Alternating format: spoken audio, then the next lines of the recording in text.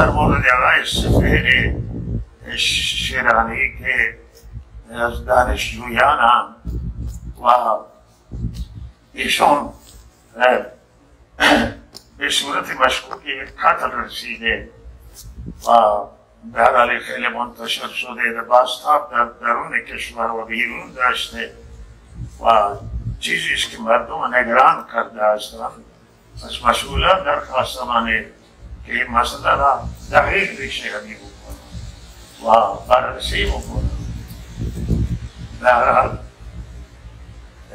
ریشه یابی میشه و واقعیت ها را گزارشند. چه واقعیتی؟ ما وقتی سری واقعیت میاییم و صادقانه برخورد ما بشه مردم تسلی میشن، ولی اگر سرسری باشه و مردم جانبدارانه بدانن کسی خطای کرده در کشتن